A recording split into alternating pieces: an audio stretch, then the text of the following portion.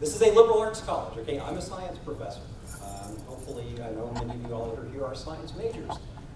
I know that one thing that we sometimes try to explain to students or prospective students is why would you want to study science at liberal arts college? And you'll see that the theme, the argument I'm going to make for the philosophy people is that there are actually some real benefits. My thesis, okay, for this thesis-driven essay is going to be that you actually benefit from doing science at a liberal arts college, and that I, as a biologist, can explain to you some reasons that is. So that's one way we're going with this. This being a liberal arts college, okay, I think a lot of us like to think about what we do as sort of this mental image. Okay, this is Raphael, the School of Athens. If you join the Foundations and Core Committee, it's on it's the what do we call it, icon for the canvas page. I'd like to suggest that as a biologist, or point out that as a biologist, I have a different mental image. And the theme here is going to be mental images of what we do at a liberal arts college. And to me, it looks like this. Okay. Maria's heard me say many times in the morning, okay, off to the old brain factory. And I tend to see this as being the old brain factory. Okay. These days, we've updated our methods, okay? But this is what we do, I think, is we stand around, with Homer and Jonathan and Barbara or whoever, and we talk about how we're going to get in there and rewire your brains, okay? And if we've done nothing else, I can tell you as a biologist who, among other things, teaches neurobiology, and this is a neurobiology class for this Tuesday, it's about rewiring your brain, okay? Now, the circuit diagram is really complicated, okay? As I explained in some of the classes, and we use different colors for different wires and so on. We're not going to go into all of this.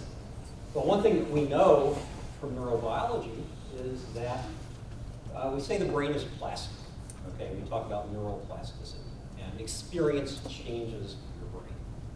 In fact, you can see right here, there's a learning and a lot of learning circuitry involved.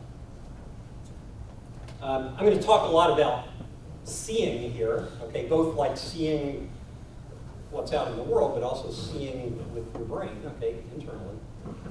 And we particularly know a lot about the visual system, visual perception.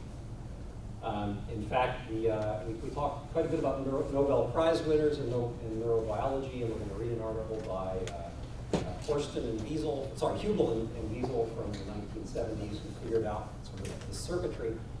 It basically looks like this, okay? Your eye is getting input from the outside world, they're your retinas. That's connected back with an area of the brain we call the thalamus. That acts like a filter, okay? Not everything you see you're going to notice or be aware of, okay? That's because we have a filtering mechanism. And from there, what makes it through the filter makes it back to an area called your visual cortex, okay? Which is actually, strangely enough, back here at the back. There's the visual cortex. Sorry, I'm going to try not to make quite as much noise here. Okay. We have areas of our cerebral cortex for other senses too, okay? So input from your ear goes to what's called the auditory cortex, input from touch goes to the somatosensory cortex, input from your eye goes to the visual cortex. But we don't just see shapes and colors and lines and things. We see objects, okay? We see people, like there's Tim over there and Jack, okay? And Trevor, okay? And when I see Trevor, I think about the conversation we had last week talking about how he sees things differently, like when he's teaching French and when he's teaching in English. And that's really, or Brad talking about going to the grocery store when he sees, which I'll come back to. But the point is that we don't just see shapes and lines and colors and things. We see people and objects, and it calls up perceptions of the world. And we call these associations, okay? So what happens in your brain is, connected to your visual cortex, you have what's called a visual association area. So based on things I've seen in the past, right, I don't just see like a sort of tan and maroon blob back here with some shiny things up here. I see Marlin, okay, I know that Marlin's an amazing trumpet player. Or if I hear Marlin's voice or Marlin's trumpet, I probably could recognize your trumpet playing because it's so like voice-like we talked about. if I put my hand in a bucket of water, okay, it feels cold, I can feel pressure sloshing around, but I recognize it as being water. That's because I've felt it before, okay? See where we're going with this. And we put all that together into a picture of the world. Okay, so I'm standing in this room talking to a bunch of people, most of whom I know, okay? Some of whom I've known since birth, okay? And some of whom I've known since before my son and my niece were born, actually. And so we put our vision and our sound and our touch and things together, and we get this overall picture of the world. Okay, so that's sort of the basic circuit diagram for perceiving the world. Number one, this is incredibly simplified. Okay, the real circuit diagram that we're working with when you rewire your brain is a whole lot more complicated than that. Slightly closer to the truth. Okay, this is from a book on consciousness, actually, Francis Crick. Connections among just visual areas of the cerebral cortex. We've got a bunch of different brain areas. We've got all kinds of different connections here. Okay? But here's the part I really want to emphasize on this. Each line represents many axons, which are like the wires of nerve cells. Thousands of them for each of these lines. And they're running in both directions. That's the really important thing. Okay? For what's going to kind of drive this lecture as we go along. I'm sorry for the noise. I'm trying to do that. Okay.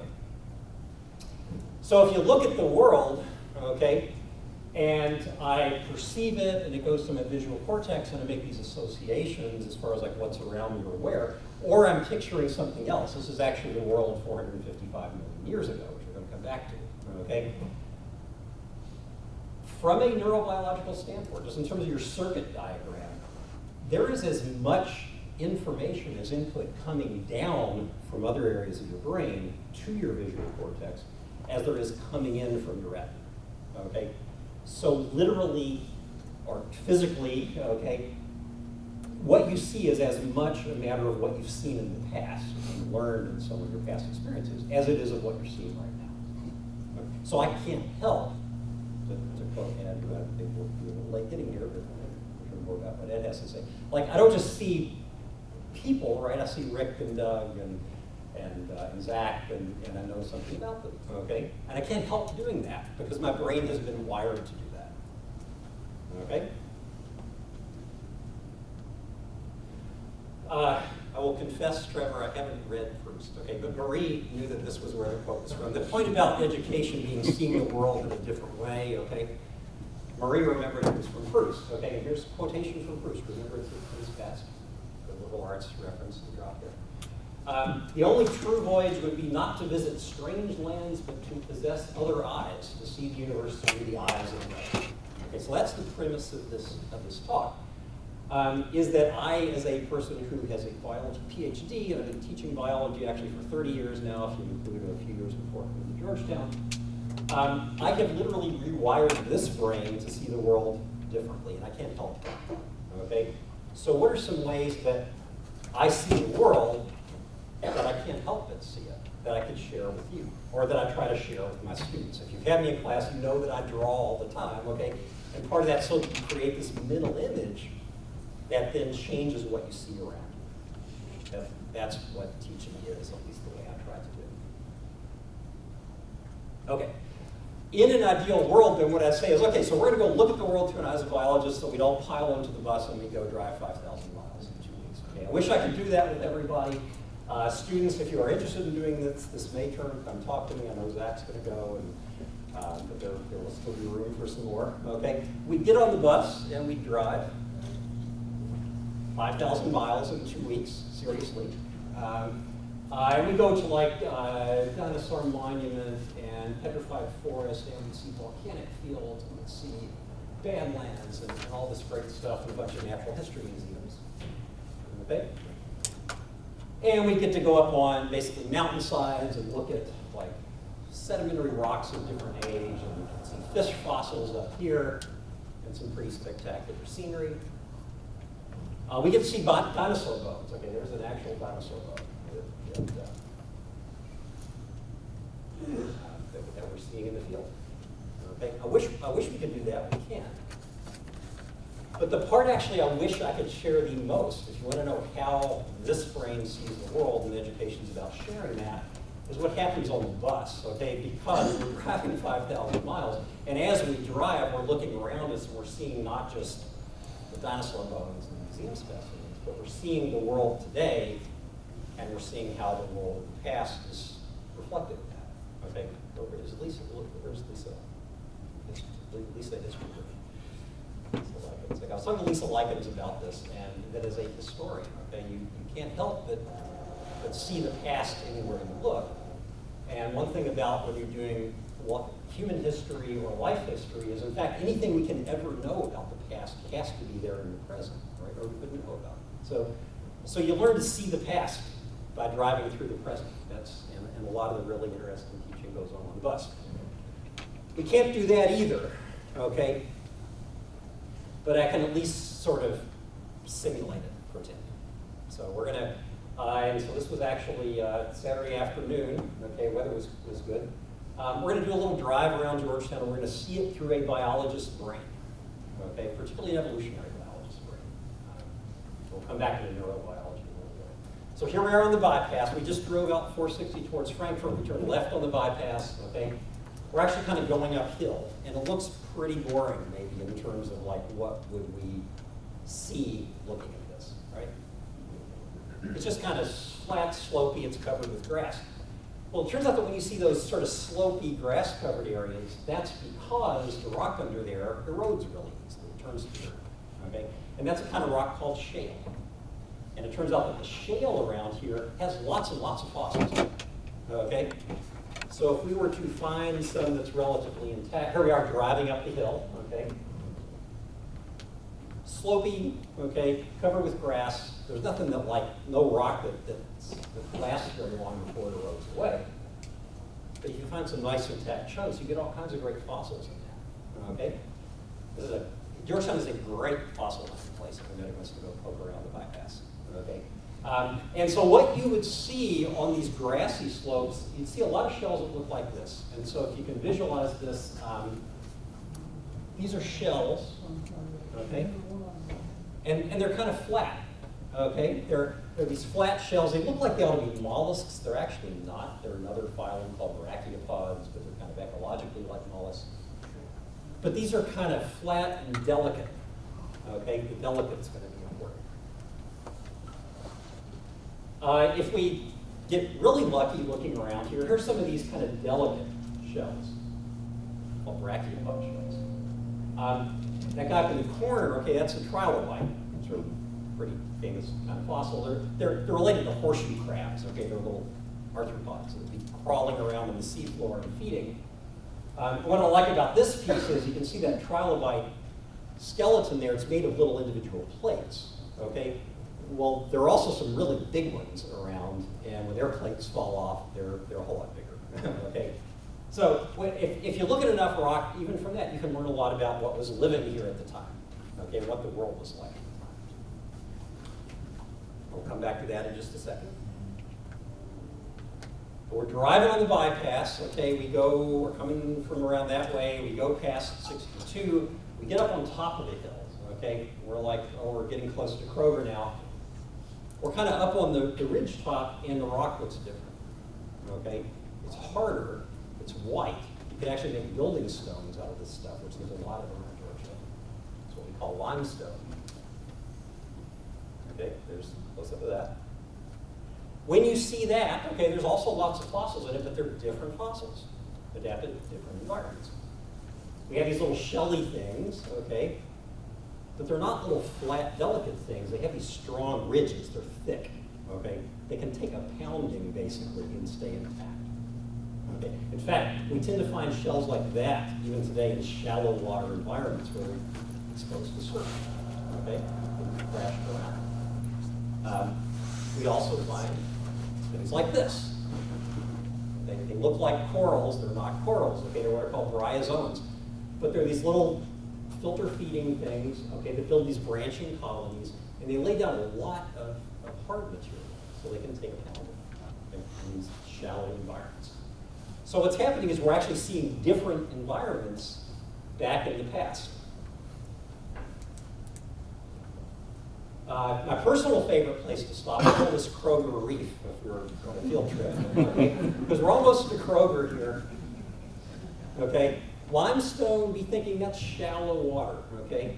The shale is deeper, and we have these white blobs, okay? If you get nothing else of this talk, as you're driving around Georgetown next time, look at the high points and you'll see these white blobs in various places. That's what Georgetown is known for paleontologically, okay? Zoom in closer. White blobs are kind of circular. Look up real close, thanks Tim, for this picture. Yeah, understood. These are actually fossils. Okay, they've got like crystal inside, but they've got these little bumps on the surface, and this turns out to be a particular kind of fossil sponge. It's stromatoporoid sponges. Georgetown's one of the best places in the world to see these fossil sponges. They formed reefs. Okay, so we've got this shallow sea with our things living in it, and we've got reefs made of sponges. And now we've actually learned quite a bit about what the world's like at the time. Okay. And based on comparisons with other places and radiometric dating of volcanic ash and all that fun stuff, it turns out that these rocks are about 455 million years old. Okay, and it's part of what's called the Lexington limestone, which the whole bluegrass is on what's called the Lexington limestone. That's why you have to basically clean out your water heater every couple of years and all that stuff, because all the the dishwasher, all that calcium buildup, that's from the limestone. Sorry? So it's also good for horses. Good for horses. We're going to come back to that, yeah. Here's North America at the time. Okay, it turns out North America is actually rotated like 90 degrees. Canada's up here, like Texas is down here.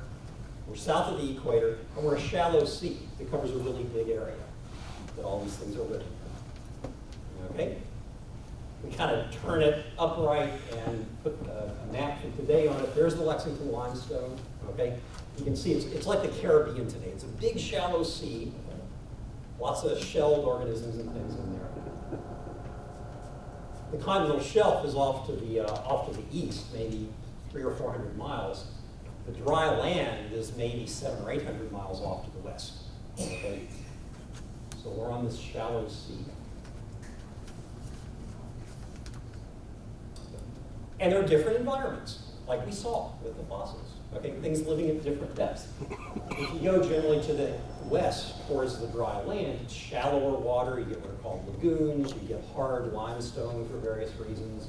You get to the reefs. Okay, as it gets deeper off the reefs, you get mud settling without as many shells and things in it, and that's where you get the shale, the soft stuff.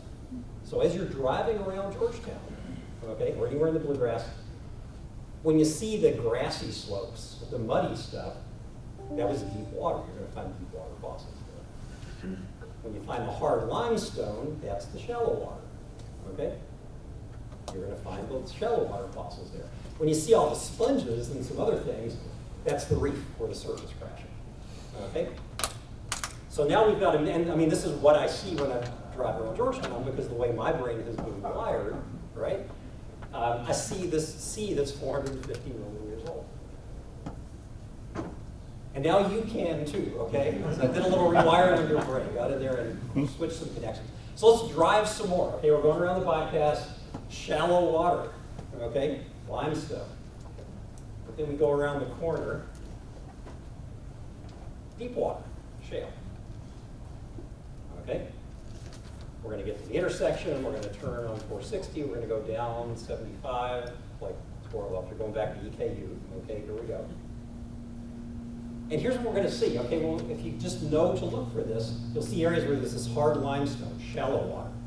Okay? Soft grassy slopes, deep water. Hard limestone, shallow water. Grassy slopes, deep water. Actually overlying some harder, shallow water limestone. And it turns out that if you look at just the stratigraphy, the layer of the rocks, as you go south from here, you're going a little bit back in time. By the time you get to the Kentucky River, like Clay's Ferry, maybe 26 miles from Georgetown, you've gone back about 100 million years. And the sea level's going up and down, okay? If you look at, if we draw out the rocks, this is what's called a stratigraphic column. I'm actually showing a stratigraphic column here, okay? But the thing you can see on this now is we've got places where there's shallow water limestone, the hard stuff. There are those sponge reefs around Georgetown, okay? And there's deep water shale. And they go back and forth and back and forth and back and forth and back and forth, okay?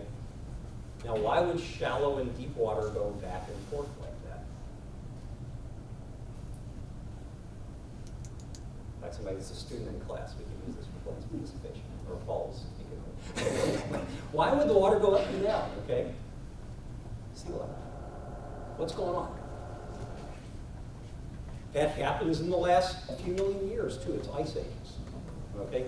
When glaciers form, ice gets locked up in land, and the sea level drops. And then when the ice melts, the sea level rises, okay? And it turns out that that's coordinated with Earth's orbit, okay? It's a Serbian mathematician named Milankovic, I always forget his first name, figured this out. The changes in the Earth orbit, like how elliptical is Earth's orbit and how much is Earth tilted and so on, result in ice building up or melting over time scales of tens to hundreds of millions of years, and that leads to these changes in sea level. So you can actually drive around the Georgetown bypass or drive down to Lexington and see sea level rising and falling because of changes in Earth's orbit 450 million years ago, okay? If your brain has been wired to do that, like I'm trying to wire it for you. So yeah, it's beautiful, okay, driving around the bluegrass. There are horses, okay, they have strong bones because of all the calcium, but that calcium is from these little marine creatures moving in the shallow sea 450 million years ago, where sea levels rising and falling because there are ice ages. Okay, that's part of what you can see if your brain has been rewired. To me, that name is still beautiful, right? Including the horses, but maybe it's more so because it also makes some sense, okay? Because there's as much coming down when I see that from above as there is going in from the side. Okay, so we get into Georgetown, we're driving up Broadway here, there's the cemetery, okay, this is Hiawatha. We get to the light. There's the light, okay? And as we get to the light, if we sort of look closely, we can see the clock tower downtown, okay? And I'll tell you that what I always think when I see this is I start thinking about time, okay? Because I've been telling you this shallow sea that we can see around us, it's 450 million years ago, and that's a really long time, okay? That's really old compared to us. So how old is that compared to us, okay? How can we see that? Well, here's what I'm seeing, okay? If I take, I do this in class for several different classes. And so if we take, what I'm going to do is we're going to do a time scale, okay? I'm holding a meter stick up to a board. There's a centimeter, okay? The meter stick would go like over to here, okay? And 1 millimeter is a year, okay? So if you're a student, okay, you're going to be roughly 20 years old within a couple of years. That's 2 centimeters. That's, at least for my hand, that's about the width of my knuckles. Okay, that's your age at 1 millimeter a year. I'm older than that. Okay, so I'm not 3 knuckles yet, but I'm getting there. Okay, so there's me. Okay, I'll let you do the math.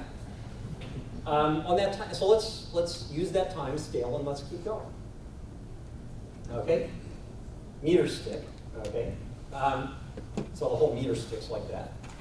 Georgetown College, been around since 1829, depending on how you define the founding of it.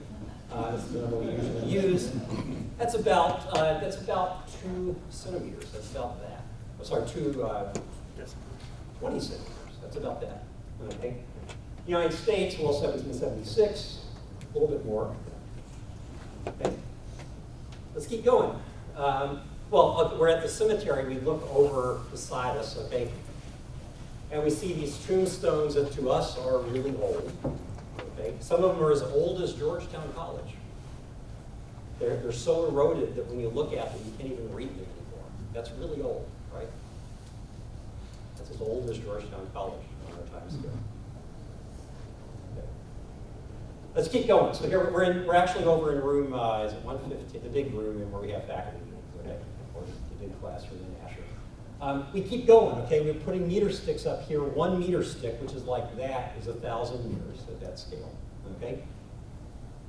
2 meter sticks, I should have brought some meter sticks, get us back to, around the year 0, the age of Christ, the Roman Empire. Okay, Roman Empire lasted almost half a meter stick. That's a long time. Throw in another half meter stick, we're back to Socrates and Plato and Aristotle, so like the foundations reader, okay? It goes a little bit before that, but if we define like the span of human civilization that we teach you as being what's in the foundations reader, we can fit all of that on one blackboard. Okay, let's keep going. Sorry, you probably can't see this real well, but everyone will take the time to draw it out here. We throw in another board, we can get back to the Trojan War that you're reading about, like in the Odyssey. We can get back to the pyramids, okay? 2500 BC, that's like 4.5 meter sticks lined up, okay? Throw in a third board, which we can do in 115. We can get all the way back to the invention of the wheel and the invention of writing and the founding of Mesopotamian civilization, okay? All the way back around 4000 BC. And then we run out of board space, okay? And we want to get back to how old is this city we're talking about. So we're going to have to hop on our bus and drive, okay? So here we are, I put us at the LRC, okay, that's where we are now. We drive down Broadway, okay, that's a little over 200 meters, which is about 200,000 years on our time scale. That gets us back to the oldest Homo sapiens, okay, the oldest members of our species. We get on 460, we go over to 62, we drive down to bypass, okay? That's about 3.5 kilometers. That's 3.5 million years on this time scale. 1 millimeters a year, I'm this old, Georgetown College is this old, right? That gets us back to the oldest human footprints that are known. Like, when did humans start walking upright? The brains were a lot smaller than ours, still at least freed up the hands to do new things. Okay, but that's still a long way from where we want to be. What about dinosaurs? Let's go back and find some dinosaurs, okay? To do that, we're going to have to get on 62, drive down to I-64, and drive over to Shelbyville, okay?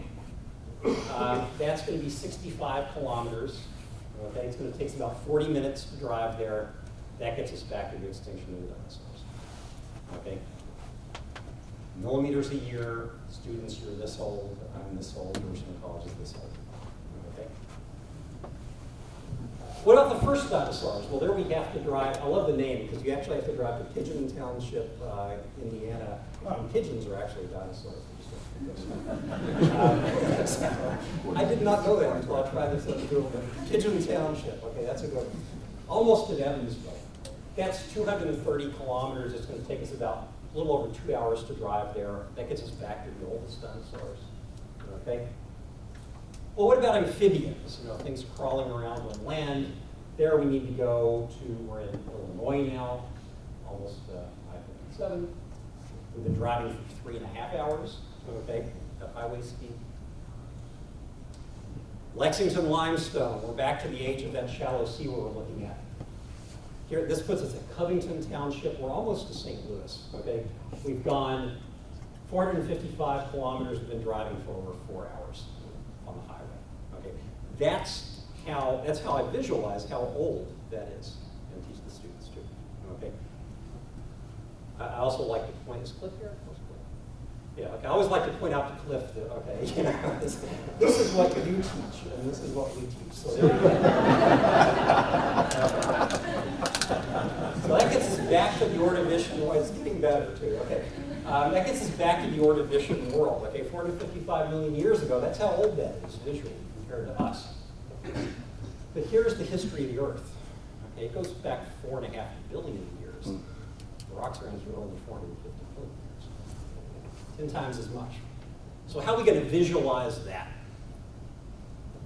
Okay, well, we're going to look at the whole U.S. If you start on the West Coast, okay, whatever, I don't really know California, but if you start at some beach close to San Francisco, okay, and you hop on the interstates and you drive to Washington, D.C., that's about 4,500 kilometers. That's 4.5 billion years on our time scale that we're drawing, okay? Students, you're this old, I'm about this old, or some colleagues this old, okay?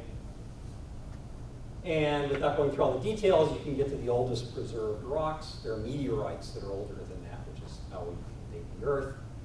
We get to the oldest fossils, bacteria, okay? There we're already in Utah. It turns out oxygen doesn't appear in the atmosphere until about 2,500 million years ago. There we're over in Wyoming or Colorado, okay? Animals don't show up actually until Cleveland on that time scale. Okay. And then finally we get to the East Coast. Okay, here's the beach. Here you go, Cliff. And there's the beach. And if we take our meter sticks and we lay them out on the beach, okay, students, there's your lifetime. Okay, here's the life at Georgetown College.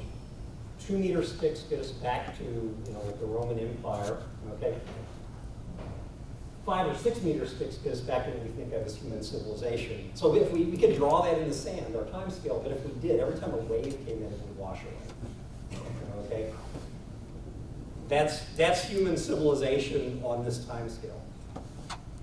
So things are looking pretty bad for human civilization, right? If being like big and long-lived is what matters, what makes something important, then we're looking pretty small, okay? Which I think is actually kind of maybe a lesson there that's has some value. Just how small we are relative to the world around us. Okay, as biologists, we see that. Religion professor agrees. Okay, we get offended, I think, sometimes when we think we're not as big as we think we are. But that's a lesson from religion as well as biology, is that it's not all about us. Right? We're small in the grand scheme. Okay, so let's see. We park and we're in front of Asher here. There's the theater building. Okay. We look down the street. Actually, if we look to Mulberry Street, that's about 100,000 years. If we look down to Hamilton, that's 200,000 years. That's 2 ice ages, 2 glacial cycles of the glaciers going as far south as the Ohio River and melting again and going as far south as the Ohio and melting. That happens like once for each block at this time scale. Okay. So we're going to walk into Asher, but along the way, we look down, okay, and we see this. We look up close, okay, it's a puddle. We look closer at that puddle, and as a biologist, okay, I'm thinking, this is particularly for Jen. There we go, okay. We look at the puddle, or Rick or Tim, and we know that there's all kinds of living stuff in that puddle, okay, which we can't even see. Unless there might be some tadpoles or something. We know there's a lot of living things we can't even see in there. So we take a sample of it, okay, put it on a slide, bring it into the lab, take a picture of it with our microscope cameras, okay? And there's all kinds of neat stuff we might see, okay, that we teach about in biology. They're too small to even see with our eyes. Now, if we're really lucky, okay, what are we going to see? Rotifers. Okay, I love rotifers. We always have to, like, come look at the rotifers, okay? These are actually paramecia here, which might be, these are big single-celled organisms. This is a big multicellular animal, okay? It's got a body of several thousand cells. The little scale here, that's a 20th of a millimeter. 1 millimeter is like the width of this screen compared to these guys, okay? So if we go in and look at it,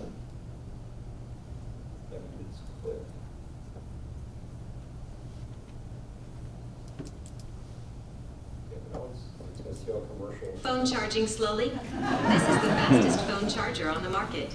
There's a 90% chance. Here's what we're going to see.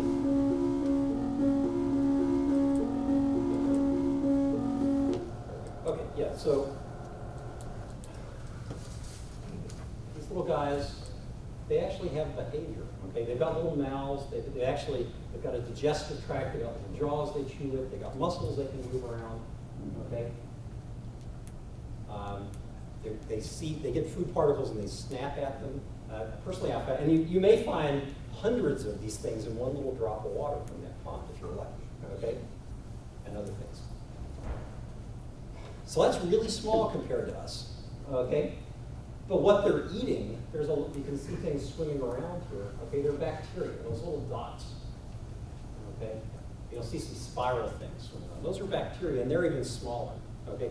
So how small are they compared to us? Oh, let's go back to the slideshow.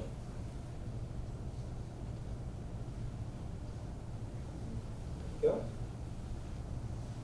There's a rotifer. Okay, that is in a package that's like less than half a millimeter. Okay. They're eating bacteria, okay, that are just tiny little specks. Well, bacteria, we can't even like see their structure in a light microscope because they're about the size of a wavelength of light. Okay. So we're gonna have to use electron microscopes and things, but one way we can see a bacteria is walk over to the microbiology lab, and if you look in the back of the lab, you got a poster, okay? Biologist named David Goodsell, or artist named David Goodsell, does these reconstructions, okay, to scale of things like bacteria, really small things compared to us. This is one of the tiniest little specks that you could just see in that microscope that we were looking at, okay? And if we blow that up and look inside there, you can see the blobs or proteins and things, okay? The stuff that looks like spaghetti, that's DNA. If we stretched out the DNA at this scale, it would go, at least to Louisville, possibly St. Louis. Okay, it's packed in a really complicated way. Dr. Eckstein there can tell you all about how the DNA is arranged and how it affects gene expression, or maybe Dr. Fisher if it's a bacterium. One thing we teach about in biology a lot are cell membranes. Okay, well, let's look at the membrane. That's just this little layer right on the surface of that. Okay, there's a cell membrane. And if you look at the structure of a cell membrane, it's made of these complicated molecules called phospholipids. But the point is that you can see the individual atoms that make those up finally. Okay? And up here in the corner, right up there, I drew a couple water molecules, okay, H2Os. The red's an oxygen, the little white blobs are hydrogens. Okay? That's how small we have to go to see water. Well, in biology, we talk a lot about water molecules and how they interact, chemistry, okay, too. And we know they're really small, but how small are they? Now we can work our way back up to us, okay?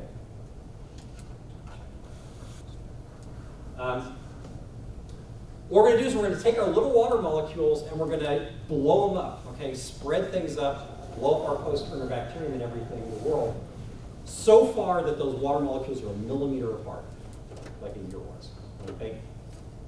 And what that means is that if it's a millimeter apart, a little cubic centimeter is going to be 1,000 water molecules. Okay, 1 liter is going to be 1 million water molecules at that scale. That's how much we're blowing up. Okay. Well, how big are we compared to that? Okay, if we take that water and we blow it up to where the water molecules are a millimeter apart, and a liter is 1 million water molecules. Here, and we look at a cubic centimeter, a little sugar cube size thing at that scale. That little sugar cube would be about 30 kilometers, 20 miles across, okay? If you want to see the water molecules, take a little cubic centimeter, like a sugar cube size, blow it up until it includes Georgetown and goes all the way down to like Hamburg Place, or all the way over to Frankfurt or down to Asbury, Petersburg, okay? We'd have to blow up that cubic centimeter that far to see the water molecules as just little specks the size of a period, a millimeter across, okay? Cells that we talk about, like nerve cells, we're teaching neurobiology, that would be about the size of the LRC, okay? The bacterium would fit in this room, but a nerve cell, typical cell, would be about the size of the LRC at that scale. So suddenly we are very large, okay, compared to things we teach in biology. Here's a nerve cell, one nerve. One thing you can see that nerve cells are only about 1% of the cells in your brain. And if we zoom out, here's a little slice of brain tissue. Zoom out more, if you look at just one little fold of a brain, there it is for scale. You see lots and lots of those neurons. And each of those neurons, at the scale we were talking about, is the size of Keller's seed, okay? And it's packed with inconceivably large numbers of molecules. There are about as many neurons in your brain, nerve cells, as there are people on Earth, as a rough approximation. Okay? And they're all incredibly huge and complex, and every time you have a thought, okay, it involves enormous numbers of these nerve cells communicating in very complicated ways, typically about 30 times a second, just to have one thought. Okay, so suddenly, we are incredibly inconceivably large and complicated compared to the things that we're seeing as biologists. And I think that's one thing that we see as biologists is how much bigger the world is than us, but also how big we are compared to the world, depending on which aspects we look at. Okay. All right, I'm going to skip the part about the globe. That doesn't interest of time. But I come in and look at the desk. Okay, pictures from the travel course. And on the desk, we have the book we use for neurobiology. It's a biologist named Eric Kandel, won the Nobel Prize in 2001 for studies of memory and how memories form in our brain. And the way we understand memory at a cell level is every one of those 10 billion or so nerve cells in your brain, about as many as people on Earth, has thousands of connections that we call synapses with other nerve cells, okay? And some of them stimulate, shown in green, and some of them inhibit, shown in red, and it's the total effect of all these different other nerve cells stimulating or inhibited to determine whether this one fires. That's the basic idea. The way we understand memory, which Eric Kandel was instrumental in figuring out, was that when you form memories, you change those connections. You make some of them stronger, you make some of them weaker. So you're literally rewiring, you're strengthening and weakening connections in that brain every time you have an experience, especially if you're remembering. And so, like if you draw nerve cells here, if you stimulate it over and over again, repeated stimulation, a particular connection, it triggers changes in the genes. It causes you to grow new connections and things like that in ways that we're actually beginning to understand. So if you're a biologist thinking about how we rewire your brain when we're teaching you or showing you slideshows or driving around Georgetown, that's what's going on, okay, at this cellular level. It's incredibly small compared to us. Okay. So coming back to this, okay, back to the brain now. The picture here is that I've rewired my brain through experiences in ways that I actually teach about. So it's an incredibly vast and complicated thing. We've got different sensory information coming in. We're putting it together to some picture of the world. And how that happens is as much a function of how I've changed those connections in the past through experience as it is what's happening around me now. Okay?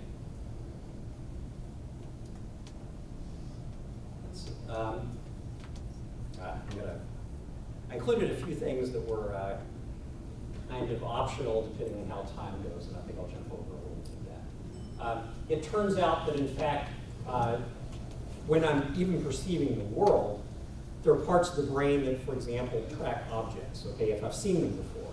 So like if I see Marlon standing back there or Andrew standing back there, I recognize this person that I've seen before, okay? But they're also arranged in a particular way. And I've got another system in the brain that remembers where they are relative to each other, okay? So when I form a mental picture, I'm reactivating that same sort of system. I've got parts of my brain that are wired to think about Marlon or think about Andrew or think about Tim, okay? And I've got a system in the brain that keeps track of what was where, what are called place cells. And so like if a mouse moves through a maze, when it's here, these place cells fire and say you're over here. When I'm here, these place cells fire and say I'm here. When I move over here, these place cells fire and say I'm here. So the basic picture is your brain keeps track and remembers where things are by having particular cells sort of divide up the space here, okay? And say we're over here, or we're over here, or over here. Well, the neat thing is that it's the same cells, when you think about different sizes of places. So if I'm thinking about like if I'm thinking about rotifers, okay, or I'm thinking about the whole Earth 450 million years ago, or I'm thinking about water, or I'm thinking about cell membranes, or I'm thinking about environments, or whatever, I have the same system of cells that divide up the space. And they say either you're over here, or you're over here, or you're over here, okay? We call that cortical mapping, is one name for it. Somebody just gave a presentation in Neuro about that last week. What's really neat about that, and it really changes the way I think about the world, is we're using the same cells. We're remapping them. So when I think about this scale, or I think about that scale, or that scale, I can't think about them at the same time, okay? Because my nerve cells are dividing up the space and saying this is over here, this is over here. It's what we sometimes call a cognitive frame, okay? I can change between different frames, but I can only do one at a time. And one thing that tells me as a biologist is not only is the world really old compared to us, okay, and also we're really big and long-lived compared to the world, but it's inconceivable how big and small those things are relative to each other, literally, because my brain cannot conceive of more than one scale at a time. Okay? And what I've actually done in the talk is I've made you change frames of reference, think on different scales. I'm taking that mapping system in the brain, and I'm using that same system to map things on different scales. Okay? One more thing that biologists think about when they think about the world. So if we walk in and we see, like, I'm walking to work, okay, and I see, well, there's Asher, and there's the LRC, and there's the theater building. And then I notice the puddle, okay, on the ground. And then I kind of focus in on the puddle, and I think about, boy, how small are those water molecules in the puddle? I'm shifting frames, okay? And I can do that just standing there. Like, I can stand there and I can think about the whole room, or I can think about, like, here's Frank, okay? Frank Wiseman, first Cawthorne fellow. Or I can think about the weave on the carpet, okay? I can zoom in and out, but my eye doesn't have a zoom lens, okay? That the zooming is happening at the level of my brain. That's what I'm perceiving. It's not like a camera. And I think about that then all the time as we're walking around, we're looking at things from all these different perspectives. Okay, shifting back and forth. Marie mentioned that. Oh, that sounds like cubism. Okay, I think is Boris by chance? Like, is this what the cubists were at? The idea that the way we really see the world is from all different perspectives, back and forth at the same time. You can't see the world just from one and catch it. Okay. So. That's kind of where I had gotten as of the beginning of last week in terms of putting this together. How does a biologist see the world? But then it occurred to me, well, okay, so if my brain is wired in a particular way and I can see these things, the really interesting question to me is not how do I see things, it's how do you see things, okay? Because every other brain in here has been rewired by its own experiences and sees the world differently from mine. My goal as a biologist is really to understand the world, okay? Can't see that just with my own wiring. We have to have your wiring to your other perspectives. Let's see. So thanks, Homer, for thanks, Homer White, for a couple of quotes. To master something is to deform yourself in its direction. Attributed to Nietzsche. So when you rewire your brain to see things in a certain way, you're also wiring it to not see it in other ways, right? Any system of knowledge is also a system of ignorance. David Garrigus, okay? When you train yourself to see it this way, you're also losing the ability maybe to see it in others. Back to Proust, okay? So I mean, this is the way I think about teaching. I'm trying to get my students to see things in different ways. But here's more of the quote from Proust, okay? The only true voyage will be not to visit strange lands, but to possess other eyes, to see the universe through the eyes of another. Okay, here's how a biologist sees it. Of 100 others, okay, which is order of magnitude close to the number of faculty at Georgetown. Okay, To see the 100 universes that each of them sees, that each of them is, okay? That's the real quote. And so what I don't want to keep you here too long, but I want to take a few more minutes here because what that led me to do was walk around and talk to more people, okay? When I talked to Ed, okay, the official caller of the question, if anybody can get back to me, Ed phrased it this way: the question is, what can't you not notice? And so I asked Ed, well, as someone that teaches theater, has done this for 30 years, more or less, how is your brain wired to see things differently? I thought he'd see stories or camera angles or something. He talked about textures, okay? I always wear old ratty shirts with ratty collars. Ed will notice that kind of thing. You may not say it. He's seeing textures, how things look, how the light plays off, and he can't not see that because the way his brain is wired. So I went around, particularly Tuesday when the internet was out, and I want to propose here, I think we should have internet-free Tuesday. Somebody can just pull the plug for the rest of the day. Then we can go out and walk around and talk to each other, okay? So I did that, and I talked to, I think I've got 21 different brains here, okay? So I talked to, and basically this was the question, like, what do you see if you're seeing the world through a music brain, or a physics brain, or a psych brain, or a communications brain? It is a great conversation starter, okay?